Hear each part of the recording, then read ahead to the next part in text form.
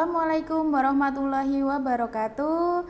Bagaimana kabar Ananda hari ini? Pasti sehat semua ya.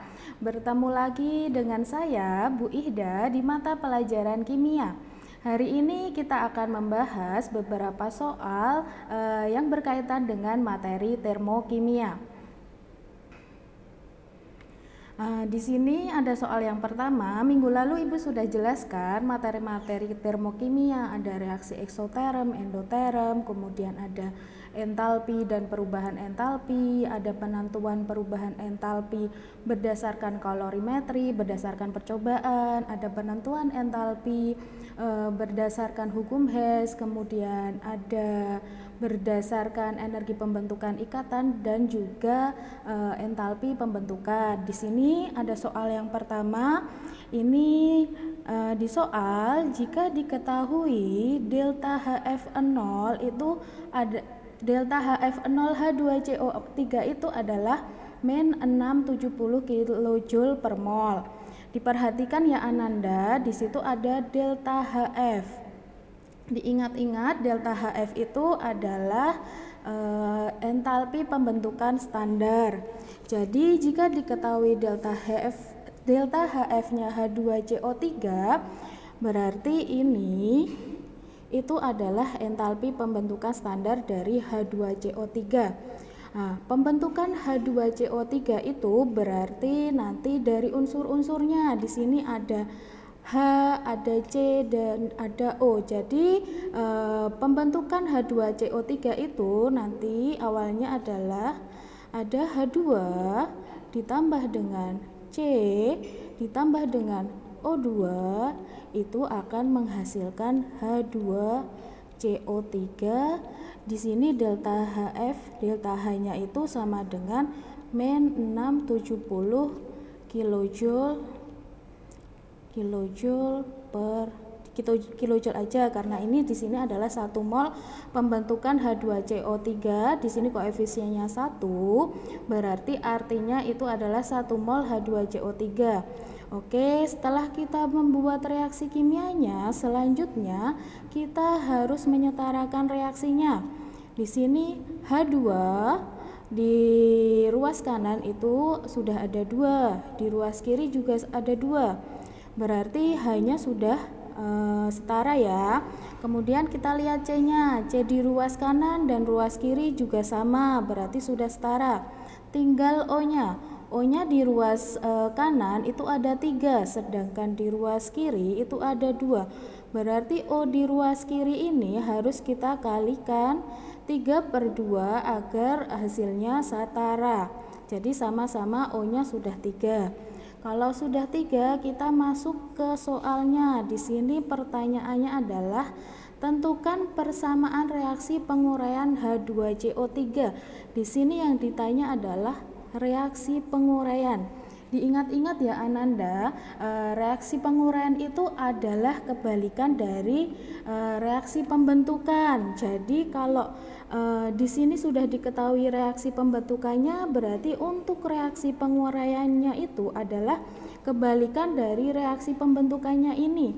Berarti kita balik, kita tulis ya, H2CO3 itu menjadi H2 plus C plus 3/2 O2. Nah, karena reaksinya ini dibalik, maka delta H-nya yang tadinya negatif itu berubah menjadi positif. Jadinya delta H-nya itu sama dengan plus 670 kilojoule. Sudah, berarti jawaban untuk pertanyaan yang pertama itu persamaan reaksi penguraian H2CO3 ini adalah ini, H2CO3 diuraikan menjadi H2 plus C plus 3/2 O2 dan deltanya H-nya itu adalah plus 670 kilojoule. Oke, kita masuk ke pertanyaan yang B. Perubahan entalpi penguraian 186 gram H2CO3. Yang ditanyakan adalah penguraian 186 gram H2CO3. Jadi kita harus mencari molnya dulu. Kita cari molnya, mol H2CO3 Mol itu diingat-ingat lagi ya Ananda, untuk mencari mol itu rumusnya adalah massa dibagi dengan massa molar. Di sini kita tuliskan dulu masanya 186 gram. Kemudian dibagi dengan massa molarnya. Kita hitung di sini massa molar H2CO3 berarti H2 itu berarti 2 ditambah C-nya 12 ditambah 16 dikali 3 itu adalah 48, sehingga massa molar totalnya itu adalah 92. Kita tulis di sini 92 gram per mol, sehingga diperoleh molnya itu adalah 3 mol.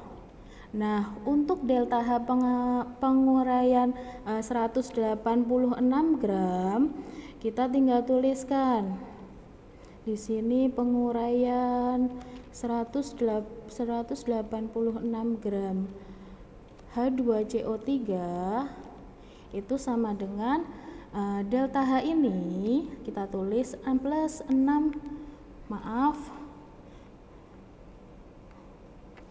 plus 670 kilojoule dikalikan dengan 3 mol, sehingga diperoleh hasilnya itu adalah plus 2010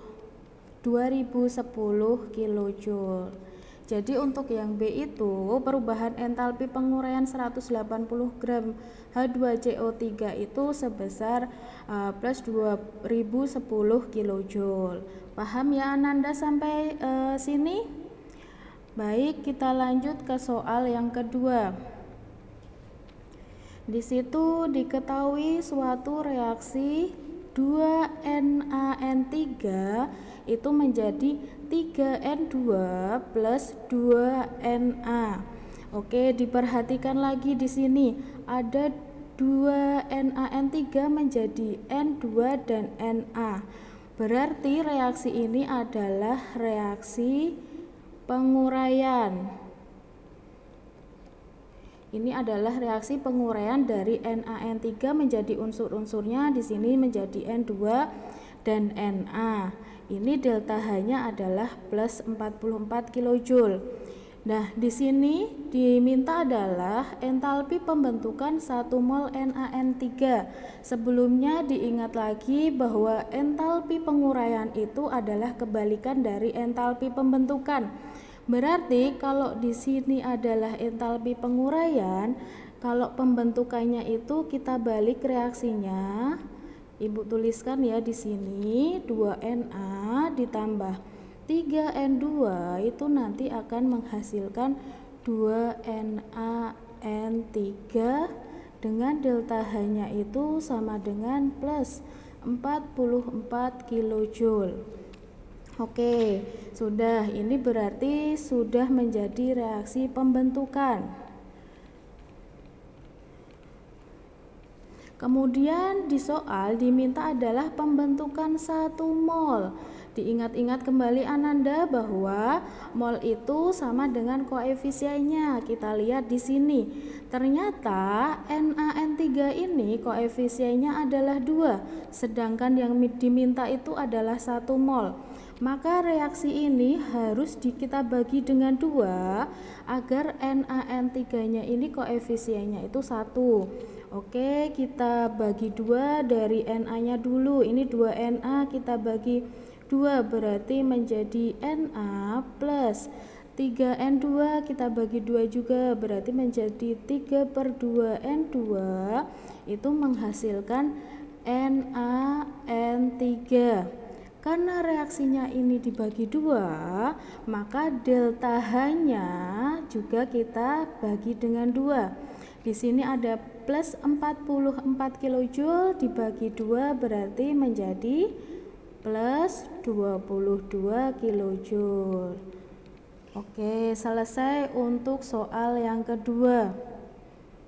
Oh ya, Ibu ini salah di sini. Tadi kan reaksi penguraian, sedangkan reaksi penguraian itu adalah kebalikannya, berarti nilai ini delta H-nya juga menjadi menjadi negatif. Ini dari positif menjadi negatif karena ini min 44 kJ, berarti ini juga min 22 kJ. Maaf ya. Oke, diingat-ingat karena reaksi penguraian itu adalah kebalikan dari reaksi pembentukan. Reaksinya ini harus dibalik, karena reaksinya dibalik maka delta H-nya yang tadinya positif menjadi negatif. Oke, sudah menjadi negatif. Kemudian yang diminta 1 mol. Karena di sini masih 2, kita bagi dengan 2. Kita bagi 2 sehingga reaksinya menjadi ini. Karena reaksinya dibagi 2, maka delta H-nya juga harus dibagi 2, jadi diperoleh nilainya min 22 kJ.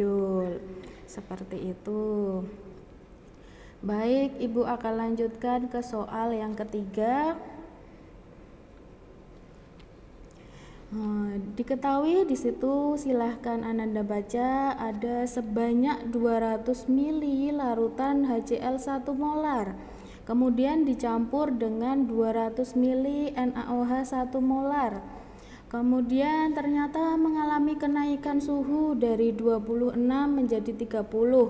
Kita tulis dulu ya. Di sini ada HCl 1 molar, itu yang pertama adalah sebanyak 200 mili, kemudian NaOH 1 molar juga sebanyak 200 mili.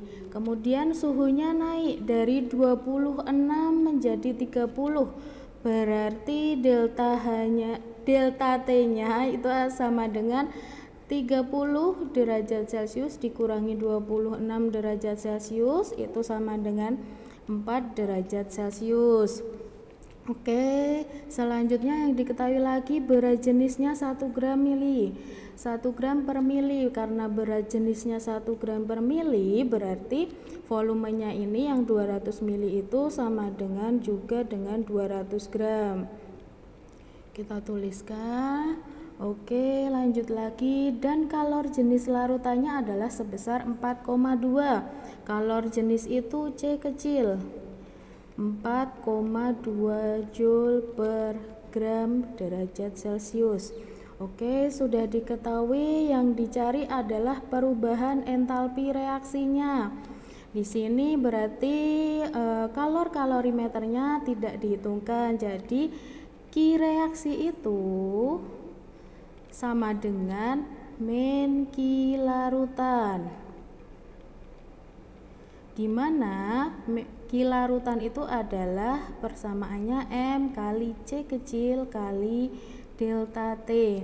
Oke, tinggal kita masukkan yang diketahui. Di sini masanya berarti 200 gram ditambah dengan 200 gram menjadi 400 gram. Kemudian kalor jenisnya itu adalah 4,2 Joule per gram derajat Celcius, dan delta T-nya itu adalah 4 derajat Celcius.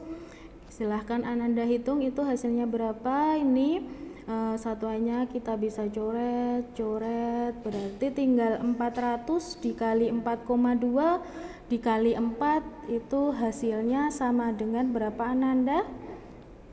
Oke, hasilnya adalah 6720 Joule. Oke, sudah ketemu kalor reaksinya. Selanjutnya kita menghitung delta H-nya. Di sini kalau reaksinya ini masih untuk 200 mili larutan dengan 200 mili larutan. Jadi kita harus menghitung molnya dulu. Molnya ini mol volume HCl dan volume NaOH ini ternyata sama, berarti molnya sama. Tinggal kita tuliskan molnya itu sama dengan volume dikali molaritas. Volumenya di situ adalah 200 mili, kemudian konsentrasinya adalah 1 molar. Kita hitung ini 200, karena ini masih mili berarti ini masih 200 milimol. Kita jadikan mol berarti menjadi 0,2 mol. Mol ini, mol HCl dan mol NaOH itu sama ya, ini karena volume dan konsentrasinya sama, berarti sama-sama 0,2 mol. Jadi nanti untuk mencari delta H itu tinggal delta H sama dengan Ki per mol. Di sini Q-nya kita tulis min 6720 Joule dibagi molnya adalah 0,2 mol. Sehingga diperoleh hasilnya itu adalah 33.600 masuk Ibu Joule per mol. Ini bisa kita jadikan menjadi kilojoule, sehingga hasilnya adalah 33,6 kilojoule per mol. Oke, selesai untuk soal yang ketiga. Kita lanjut ya untuk soal selanjutnya. Oke, kita masuk ke soal yang keempat. Tentukan perubahan entalpi pembentukan ZnSO4 jika diketahui. Yang pertama ada dua reaksi di situ, diketahui bahwa Zn plus S itu sama dengan ZnS dengan delta H min 412 kJ. Kemudian diketahui reaksi yang kedua itu ZnSO4 itu sama dengan ZnS plus 2O2, delta H-nya adalah plus 777 kJ. Kita lihat di soal ini yang diminta adalah entalpi pembentukan ZnSO4. Berarti kita akan membuat reaksinya dulu, reaksi pembentukan ZnSO4.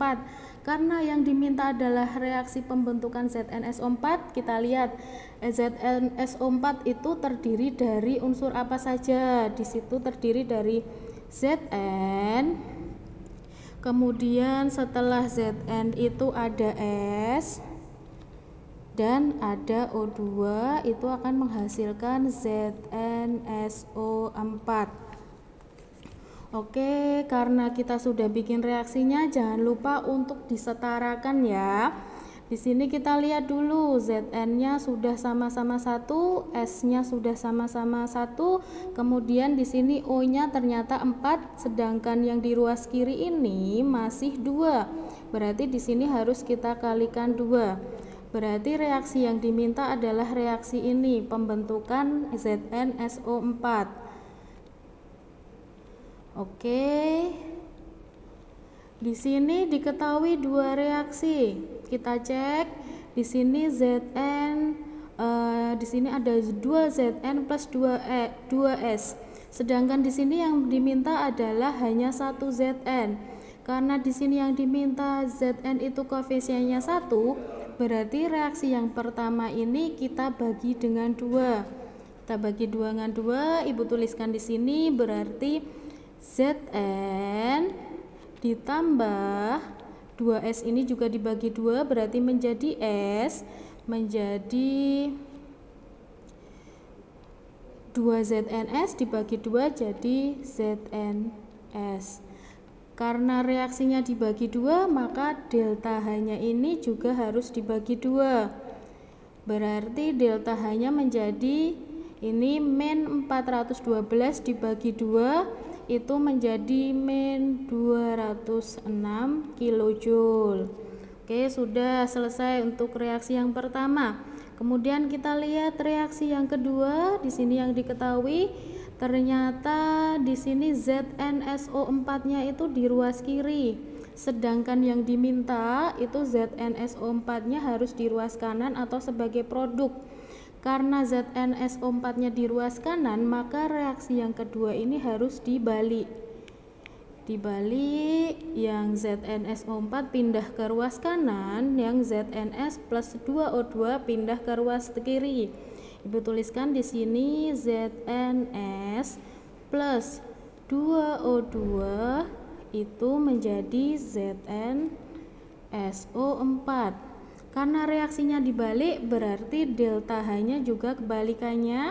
Yang awalnya positif nanti menjadi negatif. Berarti delta H-nya menjadi min 777 kJ.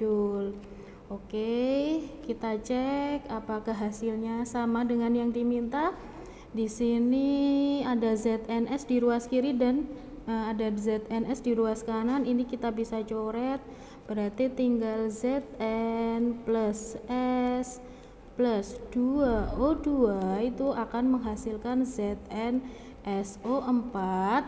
Delta H-nya itu tinggal kita jumlahkan, min 206 ditambah dengan min 777 kJ. Itu hasilnya adalah min 983 kJ. Oke, selesai Ananda untuk soal yang nomor 4. Kita lanjut lagi ke soal yang kelima. Tentukan entalpi pembakaran gas etanol. Jika diketahui, di sini ada diketahui entalpi pembentukan dari etanol, entalpi pembentukan gas CO2, dan entalpi pembentukan H2O. Kalau ada soal seperti ini, kita bikin reaksi kimianya dulu. Reaksi kimia pembakaran gas etanol. Gas etanol itu rumus kimianya adalah C2H5OH. Karena ini reaksi pembakaran, berarti biasanya pembakaran itu menggunakan oksigen menghasilkan CO2 plus H2O. Kalau sudah reaksinya ditulis, selanjutnya jangan lupa ya, harus disetarakan. Kita cek di sini C-nya ada 2, di sini masih ada 1, berarti harus dikalikan 2. Oke, di sini hanya ada 5 tambah 1, berarti di ruas kiri ada 6. Di ruas kanan di sini masih ada 2, berarti ini kita kalikan 3. Oke, C-nya sudah, H-nya sudah. Selanjutnya kita lihat O-nya. O-nya di sini ada 4, 2 kali 2 4. Kemudian yang di sini ada 3, berarti totalnya 7. 7 kita cek di ruas kiri sudah ada 1, berarti masih 6. Berarti agar 6 ini harus dikalikan dengan 3. Sudah selesai reaksi kimianya. Selanjutnya diingat-ingat untuk menentukan perubahan entalpi berdasarkan entalpi pembentukan itu rumusnya adalah delta H itu sama dengan jumlah dari entalpi pembentukan dari produk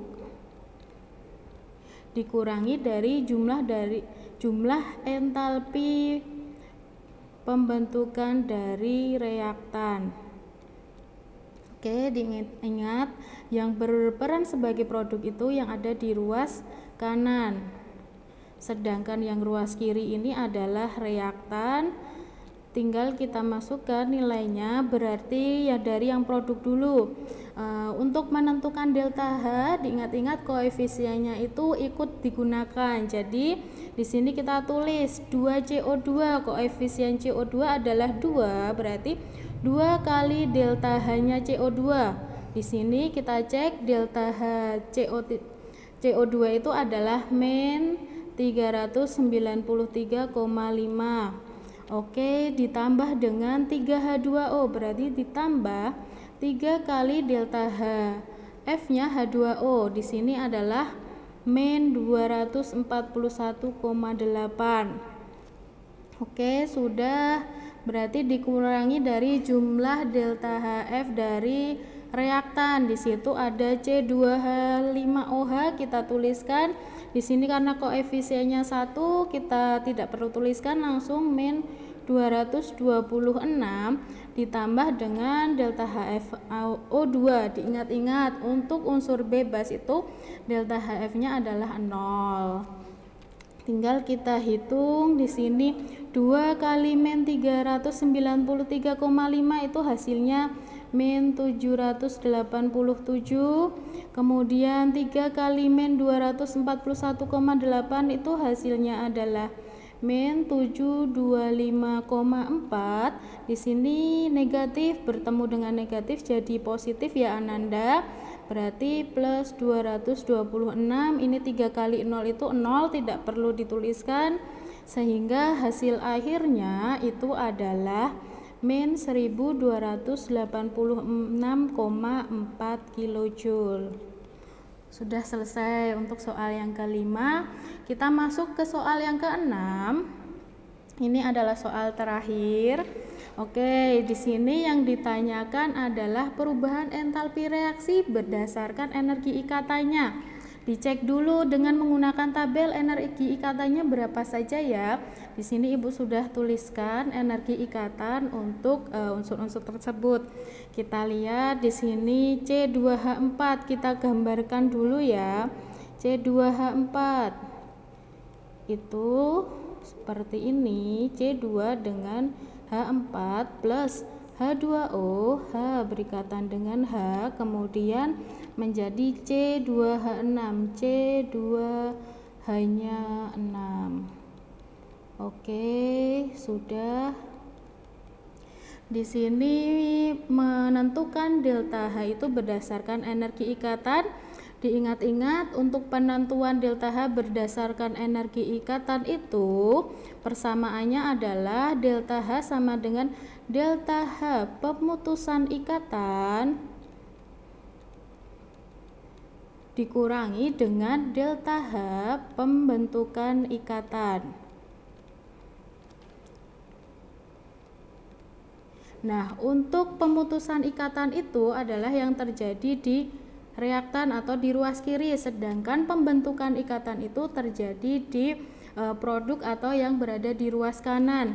Kita lihat dulu yang delta H pemutusan ikatan. Di sini ada ikatan apa aja? Oke, di sini ada ikatan antara C dan H. Ada ikatan antara C dan H sebanyak berapa? Kita hitung ya, 1, 2, 3, 4. Ternyata ikatan antara C dan H itu ada 4. Berarti di sini kita tulis 4 kali C dan H. Oke. Kemudian selain ikatan antara C dan H, di situ ada ikatan antara C rangkap 2. C dengan C rangkap 2 kita tuliskan di sini. Kemudian ditambah dengan ikatan antara H dengan H. Kita tulis lagi. Oke, sudah. Untuk yang pemutusan ikatan, kita masuk ke delta H pembentukan ikatan. Dilihat di situ ada ikatan antara apa dengan apa. Oke, di situ ada ikatan antara C dan H. Ikatan antara C dan H sebanyak, kita hitung dulu, 1, 2, 3, 4, 5, 6. Berarti ini 6 kali. Kemudian selain ikatan antara C dengan H, ada juga ikatan antara C dengan C rangkap 1. Kita bisa hitung, di sini kan sama ya, C dengan H, di sini juga C dan H. Kita bisa coret 4C dengan H, ikatan antara C dan H sebanyak 4. Di sini ada 6, berarti tinggal 2. Oke, tinggal kita tuliskan ikatan antara C dan C, di situ adalah 611 ditambah H dengan H itu 436, kemudian dikurangi dengan 2 kali ikatan antara C dan H, di situ ada 414, ditambah ikatan antara C dan C itu 348. Oke, sudah, tinggal dihitung. Ini 611 ditambah dengan 436 itu hasilnya adalah 1047 kJ dikurangi ini 2 kali 414 ditambah 348 itu hasilnya adalah 1176, sehingga hasil akhirnya itu adalah min 129 kilojoule per mol. Oke, selesai di soal terakhir. Bagaimana Ananda? Sudah paham ya untuk soal-soal tentang termokimia ini? Baik, terima kasih. Cukup sekian untuk pertemuan kita hari ini. Semoga kita bisa bertemu di pertemuan selanjutnya. Terima kasih. Wassalamualaikum warahmatullahi wabarakatuh.